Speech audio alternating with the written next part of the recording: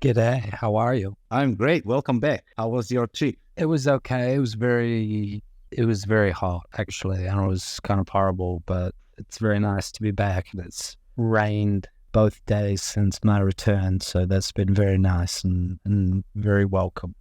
I actually understand how you feel because this week I went down to Eilat, which is the town in the the most southern part of Israel, like the most southern point on the Red Sea. Yeah. And it's very hot, but it's nice because, the Red Sea is kind of a little bit more salty than the Mediterranean. So the water is kind of darker shades of blue and it's beautiful. Nice. And it's a chosen destination for divers in Israel because there are like coral reefs and dolphins and all that. So Okay.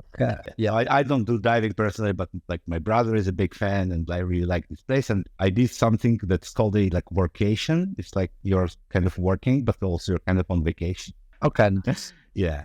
So that's what I've been doing. And obviously, today there are a lot of interesting news with Ripple being not a security anymore. Yeah. Very interesting. And all of the pumps that followed and the Celsius guy going to prison or whatever. So yeah, like a lot of interesting things. Never a dull day in crypto.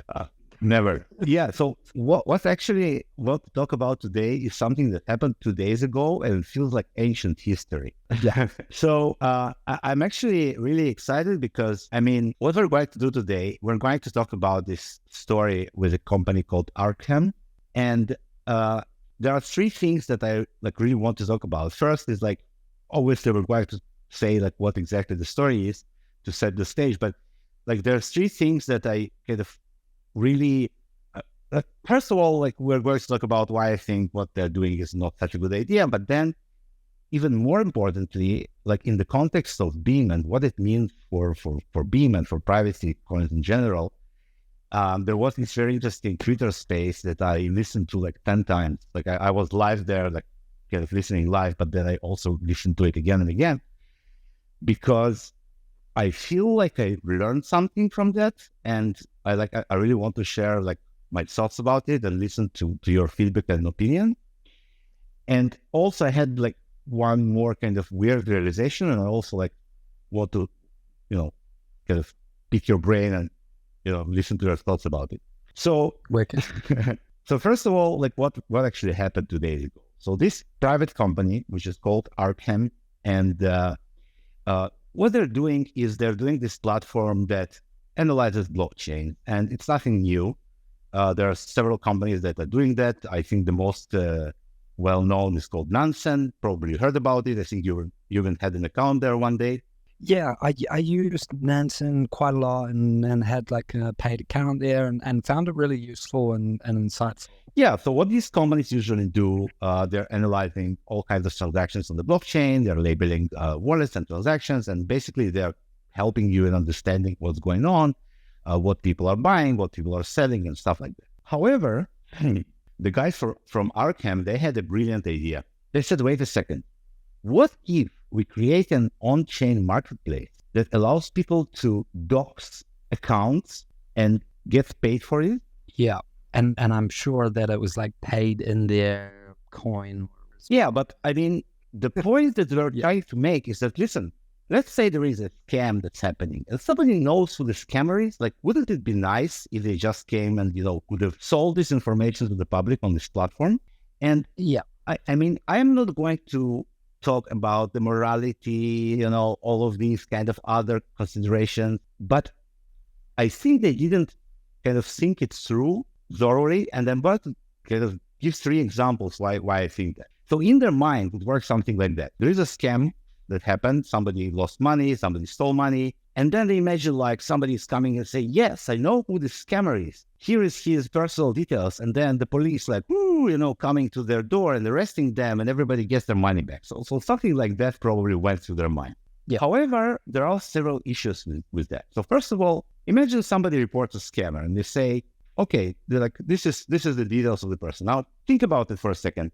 Imagine something that's very valuable to you. It could be, your car or your wallet, object, right? And, maybe a sum of money, maybe for you, like to lose $1 million, it's a lot of money. For someone, maybe 100,000, but something like meaningful. And then you can just, buy this information about who stole this from you. And then let's say you discover that this person lives in your town or city. Like, what happens next? Like, your instinct would be to, go find this person and say, listen, you motherfucker, you stole from me. Give me back my property. But obviously, you cannot do much with that because, after all, even with this information, you have to go to the police and they will arrest him. And, there will be a trial. It will drag for like 3 years and, you will still not see your money immediately. And what if this information is false? Obviously, that's even worse, right? You will accuse an innocent person. So it's kind of, I fail to understand why that person who possesses this information cannot just, pass it to the police or authorities or whomever, instead of listing it for sale on a decentralized marketplace. Yeah. So that's kind of the strange case number one. The second one is that, okay, so let's say the following scenario happens. Somebody says, I know who that scammer is. This is information for sale. And then somebody buys this information. And that's it. And doesn't talk to the police. Yeah, exactly. Like that. Yeah. And like, okay, why did they buy? So they know who the scammer is, let's say, and now they're not talking to the police. So what are they doing? Are they extorting this person? So what's happening exactly? Yeah. And what are you paying for? Like, are you paying for exclusive rights of the information? Or question. Can the person sell it again? Or, because if it was like exclusive, then the scammer scammed whatever millions and he can obviously bid fairly high on the data or whatever. Yeah, it's weird. And the company, Arkham, they know this information because they have vetted it. And one of the things they have said multiple times is that you cannot just publish any information. We are going to check it. Our experts and analysts are going to verify this information. So they know who the scammer is. The buyer knows who the scammer is, and now what? Yeah. And the third thing is that, okay, let's think about for a second about the person who is selling this information. So first of all, this person is obviously not anonymous because he's selling this through a centralized platform. And I don't believe they're going to accept like anonymous tips about these things. So yeah, the first question the police are going to ask themselves, or like anyone investigating this, is like, how exactly does this person know about it? And if you go to your favorite browser and you Google accessory after the fact, so one of the points there is that it's a person who knows about the crime and does not report it, he can be charged as well. Yeah, exactly. So the reporting party immediately becomes a suspect. They will be investigated. So it's all crazy. Now, let's say the company Arkham is saying, okay, you have passed the information. We're not going to list it. Well, it's not appropriate, right? So this information is stored on company servers, which can be subpoenaed, right? And the authorities will get this information anyway, but you will not get paid and you will become a suspect. So like, even if we take their claims at face value that this system is supposed to help in catching scammers and hackers, I cannot really imagine how it's like going to work. Yeah. At best, it seems like a very ill thought out idea of the protocol. Yeah, at best. Yeah. But this is actually not the most interesting part for me because, we saw idiotic projects back in the day. Yeah. But then what happened is that our community developer, Magic Potato, who we all know very well. Legend. So what he did some digging and he went to their website and they're doing the airdrop these days. And this airdrop is being heavily promoted because they're doing this in kind of association with Binance, Launchpad, or whatever. So they're doing this massive airdrop with many, many people signing up. And one of the parts for that airdrop is that they provide referral links. So you can share a referral link. And then when people come to their airdrop through your link, you get something extra. Yeah. And like referral programs are very common, like in crypto with the centralized exchanges and absolutely elsewhere on. So what Magic Potato discovered is that in their referral link, they have added the private email of the person who is inviting you, encode it in some very, very simple kind of reversible and, trivial to encode, like decode kind of format. It's not even a hash. It's not like something complicated. It's basically just, change some letters or something like that. Like from my very basic understanding, obviously, it would be like taking my name, Angus, and writing it backwards. Doing or like the corresponding letters to the alphabet or whatever. Exactly. And then he tweeted about it, and this tweet went viral. And only the laziest of the influencers didn't retweet it, and it kind of created a huge response from Twitter. And he even got himself an article about that, like he was mentioned in the CoinDesk article. And, for those who were with us for a long time know that in order to get Beam in general into CoinDesk, we have to do something, crazy, like stop the blockchain or something. And even that, not necessarily. So it made a lot of noise because basically all of those, I don't know how many, thousands or 10,000s of people who participated in this airdrop, they had all their emails or their private emails exposed directly. Yep. So obviously they fixed that after some time, even though they never admitted that it was a problem in the first place.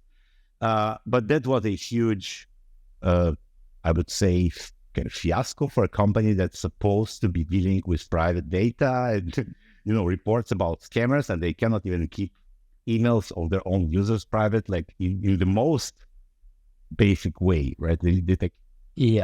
So because I think they were advertising you can make anonymous tips. They did?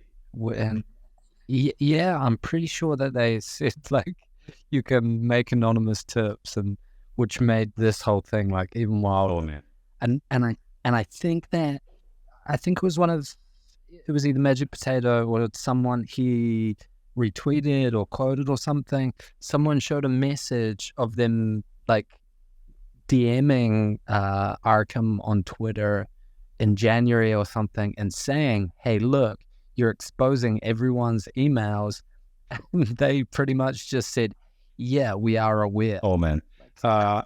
We are aware. I saw that. I didn't have a context of when exactly that happened, but I think we are aware should become the next meme of you see this huge explosion in the background, and then in the front it says we're aware. So fine. Yeah. So that kind of got attention. And what happened in the kind of aftermath of this huge response on Twitter to this revelation that they're exposing their users' emails, there was this Twitter space, which is called "Is Your Crypto Data Safe?" with Arkham CEO. It was hosted by Mario Napal, I think his name is pronounced.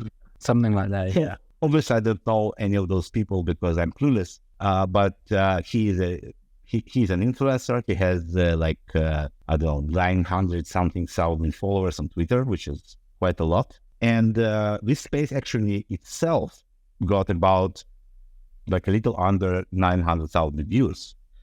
And what they did there, they invited, so they talked about several topics in the beginning. So if you are listening to this, I will share the link. You can start from minute 25 into the space. So they have invited CEO of Arkham and to kind of explain himself or asking questions about what happened. And it was absolutely horrible. However, I think I learned some things from this space. So first of all, first thing I learned is that Twitter Spaces in this format are not a good tool to interview someone on these topics, because there are too many hosts, too many people talking, and they're constantly interrupting each other. They constantly changing direction of questioning. So they started with asking him one line of questions and then kind of switched to another and then the third one. So it was crazy. And I want to say, kind of give respects where it's due.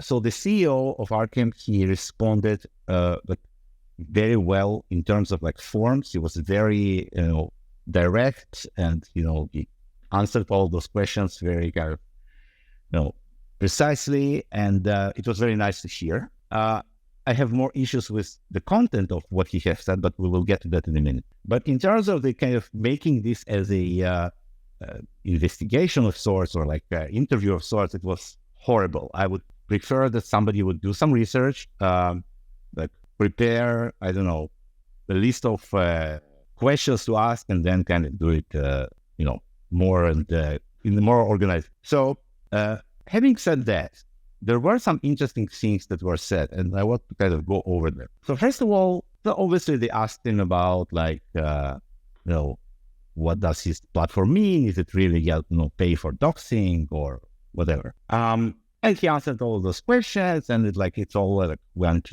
like some people said that actually they like this solution and all that. But the interesting part was about like around 30 something minutes into this space. So Mario said something like that. Mario Novstal. They were talking about what happened. The man behind the show. I always see you in the audience, but you don't want to come up. Pretty disappointing. I'm sorry. Can you hear me now? I can. Yeah. I'm sorry. Something began playing here in the background. So So they were talking about this point that what happens if somebody goes kind of beyond what's available on chain, and then he reveals personal details about somebody's bank account or whatever, like his personal data, which is not on chain, how they're going to treat that. And then the CEO of Arkham responded that they're going to through this kind of investigation and process of vetting which information should be public. And he said the following. He said, I'm not as big a fan of privacy as other people. Okay. But then, like a minute after, like 45 seconds after, he said, yeah, but I don't know. I don't want anyone to know how much money I have, and I don't want my wealth to be known. So, for example, bank accounts are private.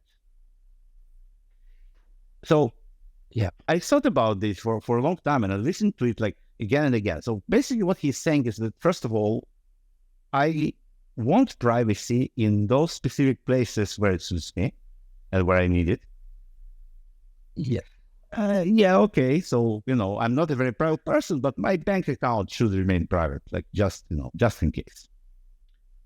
Yeah. And this is like when people, I mean, like one of my replies when people say, oh, privacy doesn't matter. I always ask them, like, do you pull your curtains at nighttime? And it's like, yeah, of course. Exactly. And why do they do that? I mean, maybe in the winter because it's warmer, but more often than not because it's providing some privacy, and they don't want people like looking in and into stuff happening or whatever they're doing that they don't want them to see. Now, the funny thing is that he didn't have to say this first part. He didn't have to say, like, I'm not as big fan of privacy as other people, right? He could have just said, I like my bank account private. But, yeah, remember this for 1 second, because we will get back to that in a minute. But then I had another thought. I said, wait a second, is your bank account really private? Well, not exactly, because if you think about it, a lot of people, those people who work at the bank and people in the government, so a lot of people actually know about their bank account and how much money you have there. But what's keeping it private is this kind of social contract that we have, right? And this responsibility, kind of the structure that we build. Yeah, I have a wild story about this. Go ahead. I'll share it very quickly because it's not massively relevant. But when I was in New Zealand, maybe not last time, but the time before, so maybe 4 years ago, I went to a bank and to get a new card or whatever. Anyway, long story short, the lady put me in front of her computer and said like, oh, you can enter your email address and sign up for an account or whatever. But when she gave me her computer, it had open like a client's account information and this kind of stuff. And it blew my mind. Like I couldn't believe that it was so blasé about like giving the computer to me, who's just looking to open an account or get a card or whatever, and it had like someone else's stuff all open on the computer. Completely blew my mind. Exactly. And I'm sure stuff happens. A lot of people know. So what would have happened if you would say, young lady, or I hope she was young, or whatever, like, I will give you I don't know, $10,000 right now to print me these account details. Like, I mean, it's a problem, right? So For sure. what I'm trying to say here is that this privacy that we think like, okay, so the bank account is private, but the blockchain is not, is just completely kind of a social contract. And I think he would not have said that he likes the platform or the idea if the platform was actually paying, I don't know, bank employees to reveal users' accounts, right? Or customers' accounts. So for some reason, there is a distinction between the bank account and crypto, even though I'm almost sure that a lot of his wealth, like, or at least like large part of it, is somehow related to crypto, right? Yeah, for sure. So what I was amazed is that instead of kind of, looking at that and saying, wait a second, this is a terrible idea. You're paying people for snitching and for revealing, information, which is not private. So there is information on chain. There are addresses, there are amounts, like obviously I'm talking about private public blockchains like Ethereum or whatever. But the identity behind the address is not the public information. And the only person who actually made sense, I'm sorry to say, in this entire space was David Tawil. I don't know him, but he was the only person who said, you know what? Not only it's a bad idea, but I also don't trust you personally with this information because you leak data of your users. Yeah.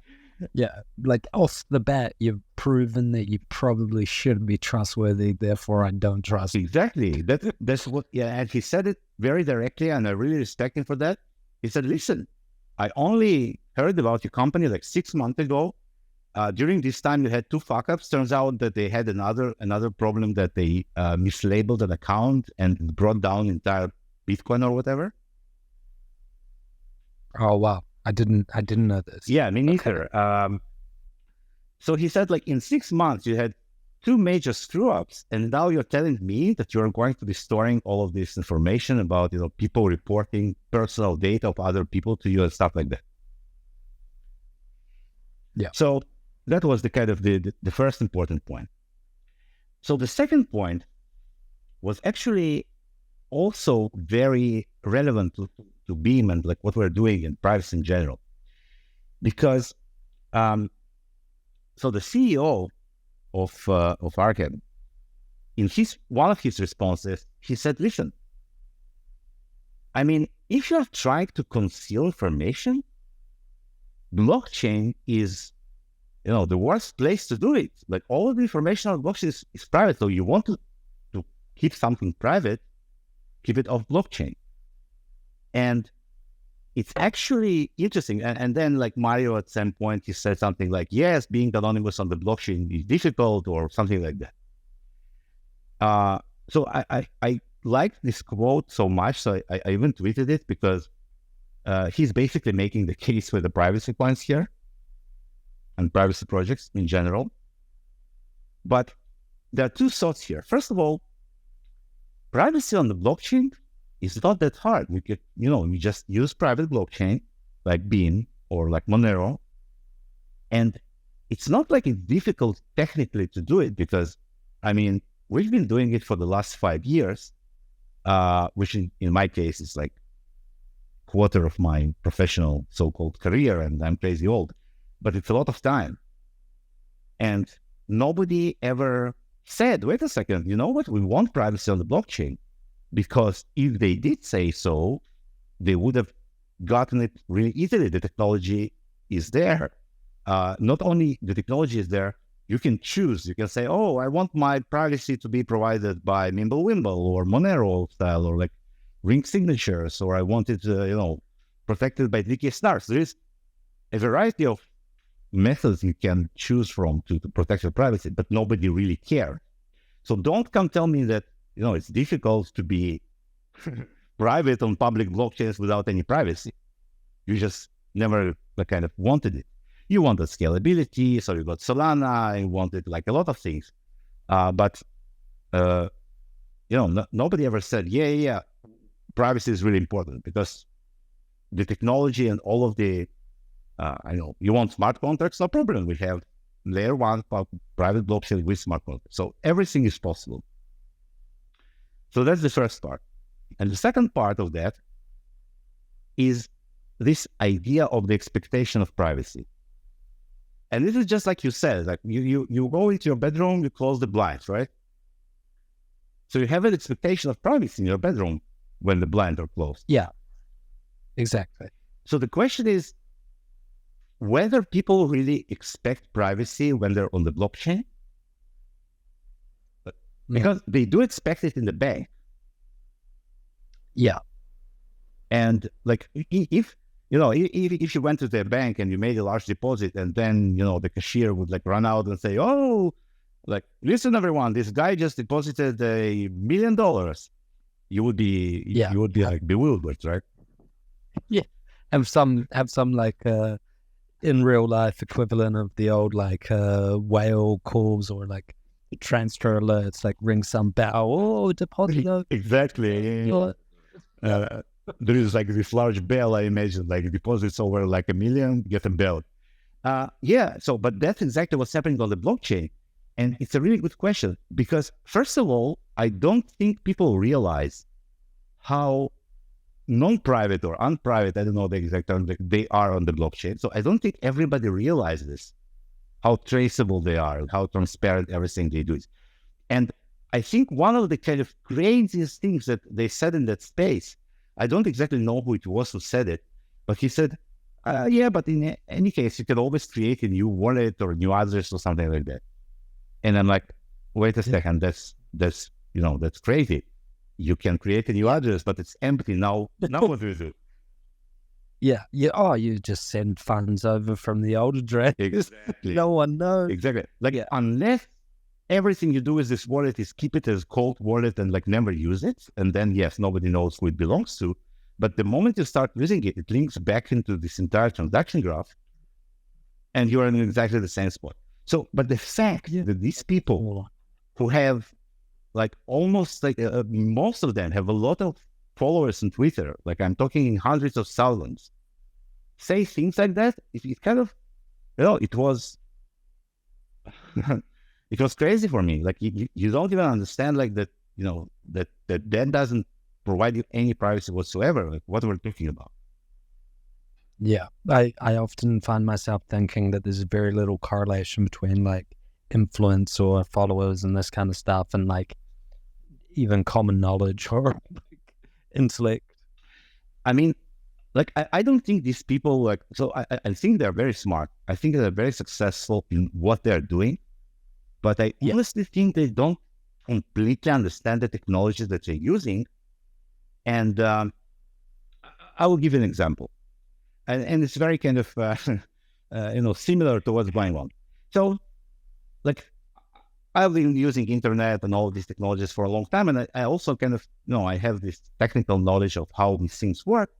And for me, it's absolutely obvious that nothing can be deleted from the internet. It's not a possibility. Like, once it gets online in the cloud, whatever, it cannot be deleted. Well, now the question is, how many people really understand that? And whether when, let's say, I don't know, some celebrity pictures, get leaked from some private service that was supposed to keep them private, like, why don't people come and say, oh, it's your fault? I mean, when you uploaded them, you knew that, nothing is deleted and they could have been leaked. No, what they say is that, wait a second, this service, it's not okay. It's like it should be shut down or it should be punished. And it's absolutely correct approach, because when the service says we were going to keep your pictures private, that's what should happen. But in the blockchain case, the CEO of Arkham, who is obviously a more technical guy, he understands that there is no privacy. he says, yeah, like, what do you expect? You make trades, we find you, we snitch on you, we find your personal data. Like, what do you expect? You're using blockchain. Yeah. Which is absolutely great. It is crazy. Did you like? I'm going to preface what I'm about to say with like, I don't encourage anyone to ever judge a book by a cover, but did you see a photo of the Arkham CEO guy? Yes, I did. But I didn't go like, I didn't dive deep into that story. But I want to say that it went into stark kind of contrast with what I heard, because when I heard this person speak, I hope it's the same person, I don't know anymore, but he sounded completely different from what I imagined from that image. I'm just saying. Okay. Yeah. I should have said this earlier, but I tried to listen to the space that you sent me earlier in the day. And then when I opened the link, it said that the space was not available. I forget exactly what it said, but it wasn't available. I don't know if it was a Twitter problem or... I think you were not logged in because Twitter recently, it does show you photos if you're not logged in, but it doesn't play spaces. Okay. Yeah. That would have been... Okay, so overall, my impression from this space was very bleak, because these people who are obviously huge influencers in the community and have hundreds of thousands of followers, first of all, they did absolutely no effort to research anything, to organize a coherent line of questioning. And when they had this opportunity, and it's an important subject, I mean, it's not like, it's important things that they're talking about, but they handled it in this kind of offhand, kind of conversation between friends. And as a result of this entire interaction, it was like as if the CEO of Arkham was able to kind of, talk himself out of it in a way without actually answering most of the questions. And with the exception of David Tavell, as I said, nobody was, straightforward and, asked real questions. And the next day, there were articles like the CEO of Arkham refuted, accusations of whatever. So he didn't refute anything because there was no, like, I mean, all of this, like, I know they're not journalists. They're like some piece of shit, I don't know who, but I mean, come on. Like, it's like, there is this news article, he killed, this guy. And they asked, did he kill him? No. Okay. He didn't. He refuted the claims that he killed that guy. Okay. I mean, really? Because he said, no, I didn't. That's the proof that is needed. So it was absolutely embarrassing, I would say, this entire kind of interview thing. Now, if it was like a small channel or something like private or a fluff piece in some, paid media, I would understand. But these people, they actually assemble together, and it's called like this crypto town hall or whatever. And they're all massive influencers. And they bring this CEO of the company to ask him those difficult questions. And then they just, do you really think that's a bad idea? No. Okay. Fine. Move on. Yeah, it's wild. And like you said, they're very successful at what they have like aimed to do, which I guess is simply to gain a big following, regardless of like accuracy or truth or like actual genuine fact finding and investigation and that kind of thing. It's more about like being sensational and this kind of stuff. Yes, I mean, I agree, but yeah, I don't know. Maybe I'm naive and I think that you need to have some values or whatever. Which brings me to the last point. Remember how I said that so Mario, who was the host of that Mario Nafal, who was the host of this space, he said, I'm not as big a fan of privacy and whatever. I started thinking about it, and I kind of realized that people are somehow embarrassed to admit that they want privacy. And it's a huge problem because Yeah. you know what virtue signaling is? Is like as a concept? Yeah. Roughly.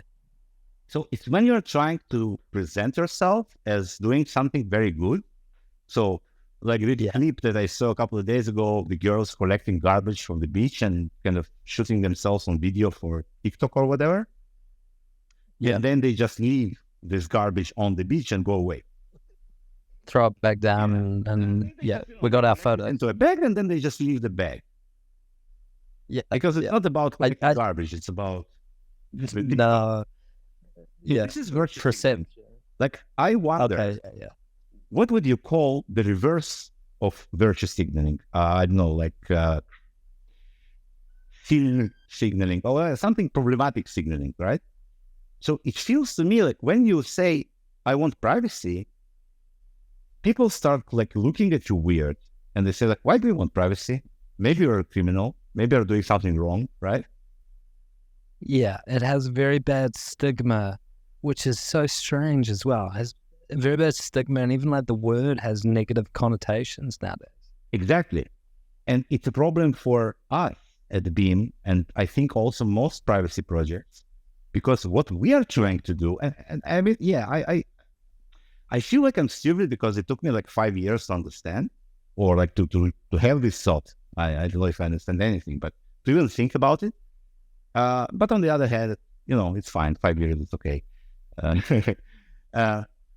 You know, when I was like 5 years experience as a developer, I also wasn't like probably not that good. So yeah, these things take time. But the problem is that we are trying to advertise privacy and to push it on people, and people cannot accept it because it's against their, you know, they're embarrassed to accept it.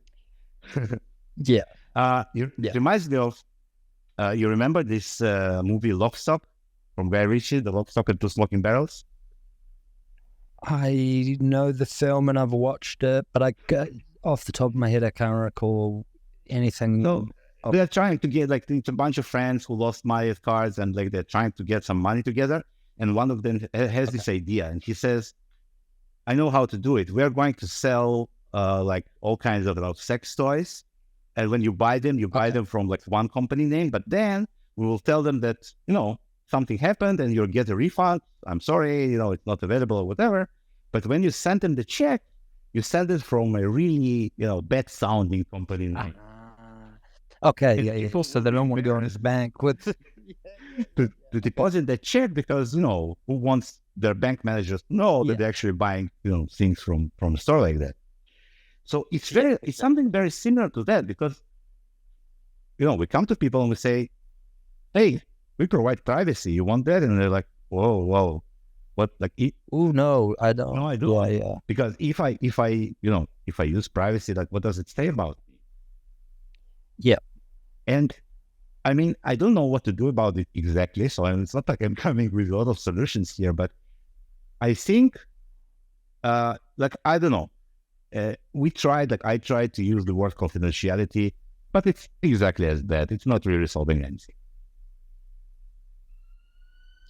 Yeah, true. Yeah. And we have used like confidentiality. Sorry, I'm getting attacked by the sirens outside.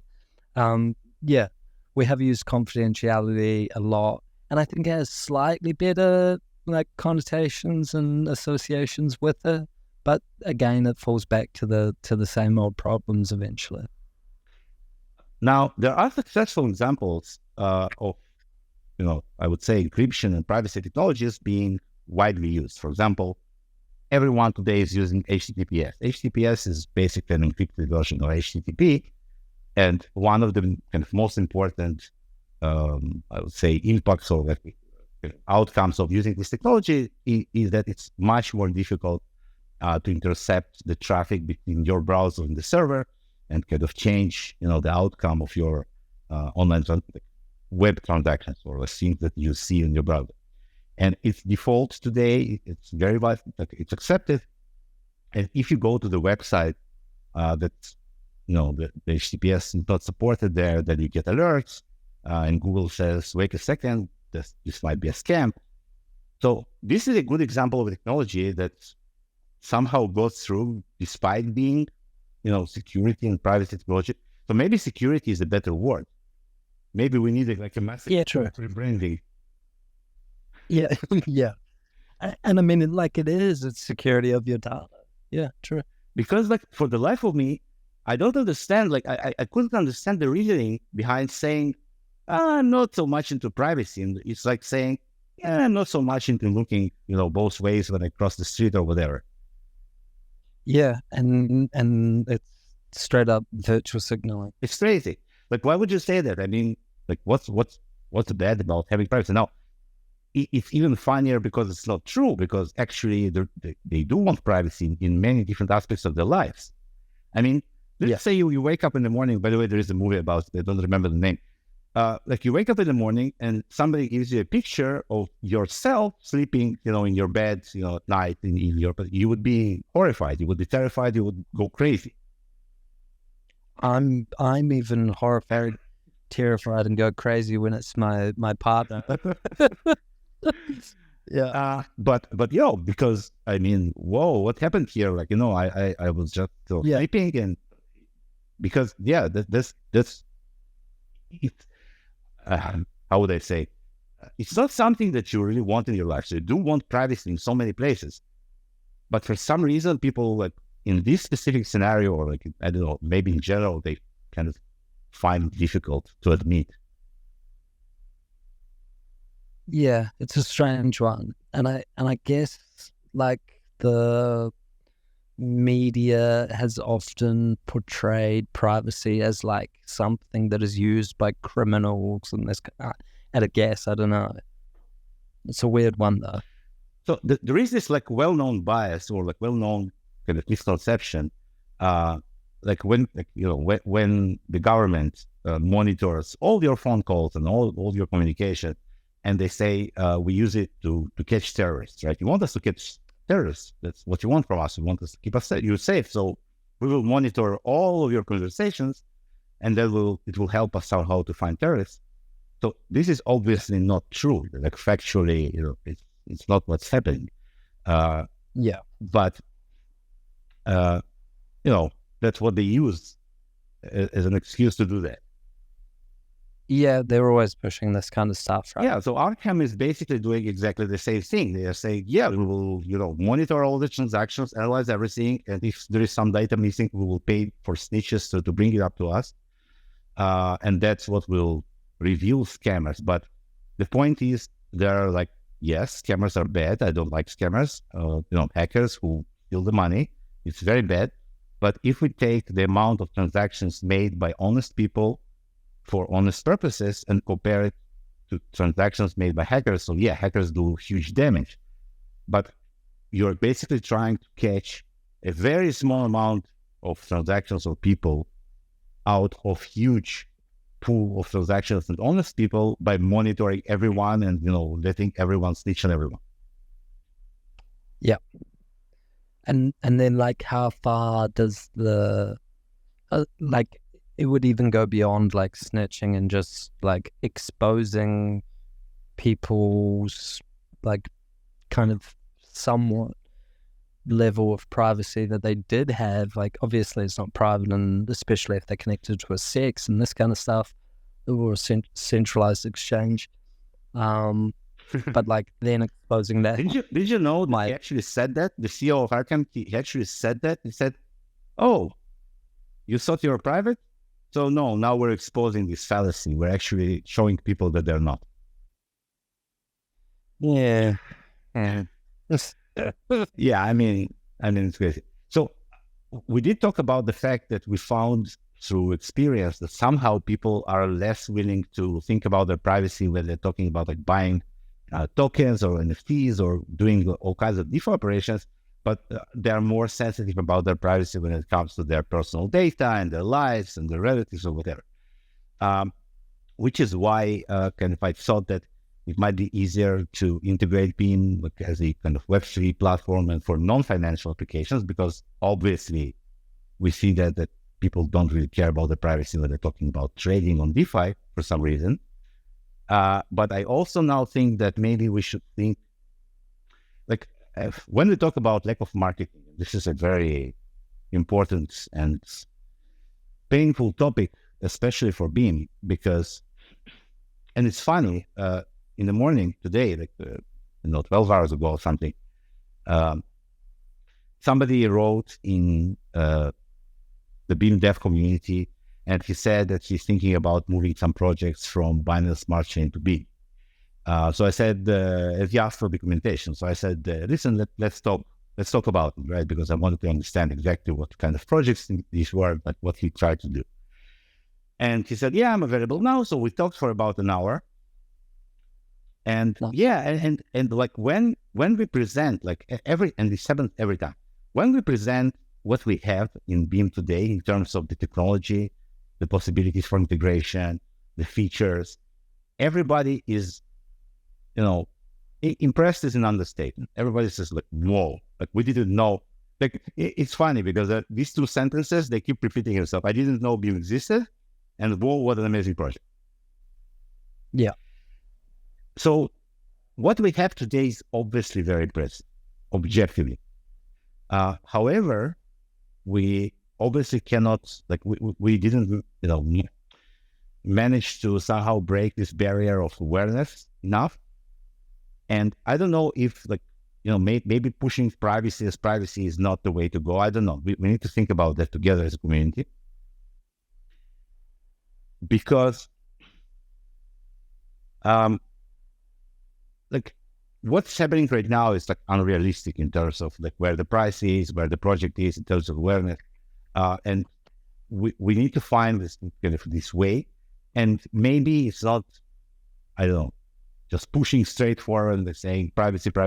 Maybe we need to find another angle to attack this, because, like, one thing I saw from these interactions today, it's actually rare for me because I don't see a lot of discussions like that happening, right? I don't really follow these people. I don't. This was a very interesting situation where somebody came and kind of attacked their privacy directly in the most, I would say, obnoxious way. He basically said, listen, I'm building a platform that will pay people to snitch on all of you. And then, like, said, oh, yes, we kind of like your platform. Don't be snitching too hard. I mean, whoa, I'm sorry. It was like, I couldn't believe to what I'm hearing. Yeah, I mean, I'm surprised that they I'm not surprised that they came up with the idea, but I'm surprised that they didn't like realize somewhere between coming up with the idea and like launching it, that they didn't realize it was a terrible way to go about it. Listen, it's not just that. They have 200,000 followers on Twitter. They're launching with violence.